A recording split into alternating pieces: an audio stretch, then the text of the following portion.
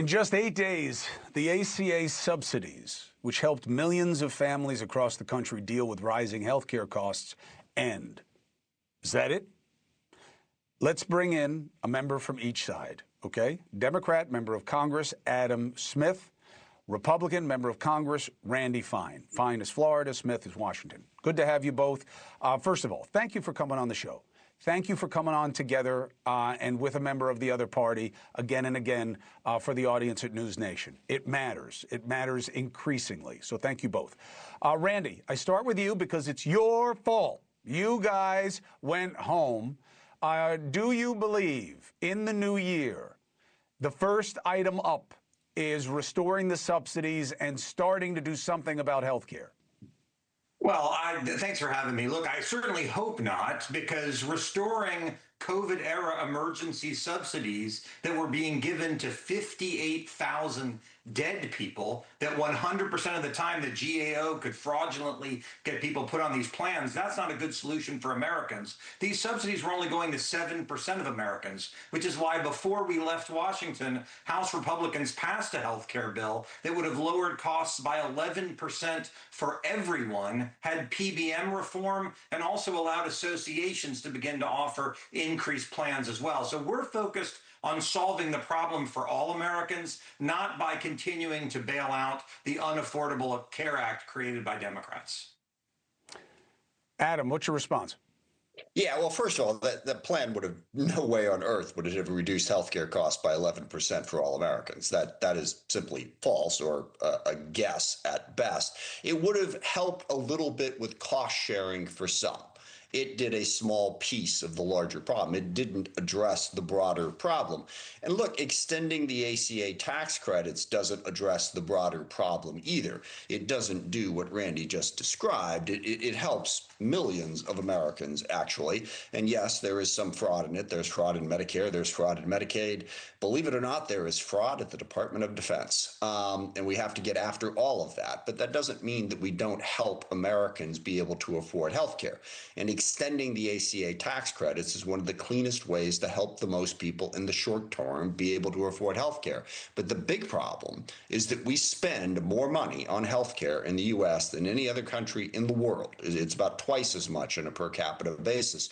We have got to get those costs under control. That's the only way to help Americans ultimately afford insurance. We can't keep subsidizing it forever as costs go up and up and up. Adam, you're home, so I'm not as worried about your party coming and hunting you down. They won't be able to find you.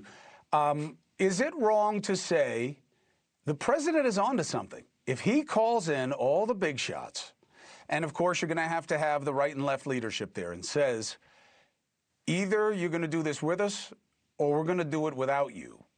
Something has to change on costs. What do you think about that as a starting point? Well, if the president was willing to do that, I think that would be great. Unfortunately, the president has been either running for office or in office for 9 years now, and he's been promising us the most miraculous health care plan the world has ever seen and delivered exactly nothing. And I think both parts of that are a problem. The president coming up there and saying, gosh, if I was in charge, health care, it's easy, it's simple. I'd pass this plan, people would get everything they want, it wouldn't cost that much. That's dishonest. Nobody has that plan. Healthcare is difficult. It's very expensive. People have big demands, big needs, and there's only so much money. But second, having not produced anything in that 9-year period sort of puts the lie to the promise. But look, if he wants to bring everyone together and say, hey, we got to get costs under control, I think this should be a top priority for the president and for Congress going into next year, without question.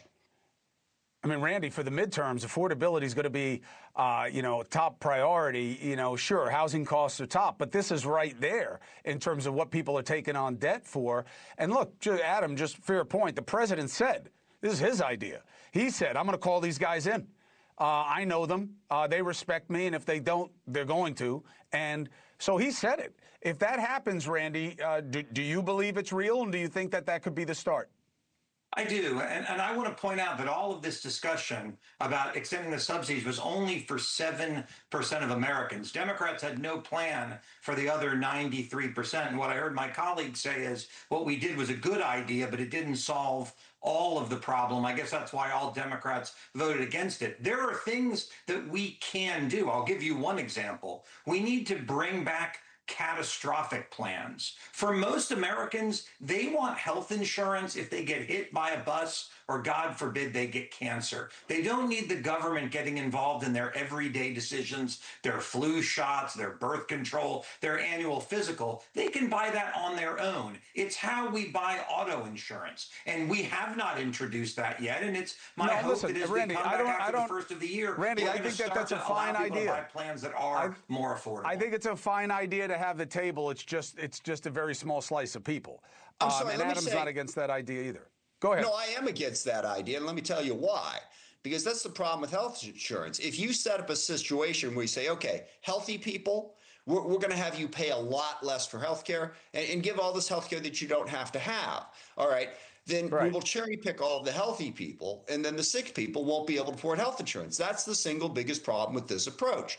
Look, if you're going to have insurance, somebody's going to have to pay more into it than they're getting back, or it's simply not going to work. That's the problem. And the problem with healthcare is it's different than auto insurance. You can drive safely, you can do a bunch of different things. Healthcare, if you live long enough, odds are you're going to have big healthcare expenses. Then you're going to want healthcare at the end. But if you take all the healthy people out of the pool, those people that was the problem with the mandate. I didn't mean I meant you were in favor of having the biggest pool and then people get the plan that works for them. That's what I meant. I didn't mean cutting them out. And look, let's be honest. The individual mandate, which is the only thing the Republicans have done effectively here, right, is you got rid of the mandate. That was the keystone idea that came from the Heritage Foundation, which was where the ACA was based. Without the individual mandate, healthcare doesn't work. It doesn't there work. There is no individual mandate, which is why it doesn't work. You guys got rid of it. I know, but the reason you guys got rid of it was to destroy the ACA, and now we have a weak ACA and nothing to replace it. All right, let's leave it there. We'll pick it up in the new year. I wish both of you and your families all good things, clear eyes and full hearts for the new year. I'll be here. You guys have the opportunity to make the case as always. God bless and be well.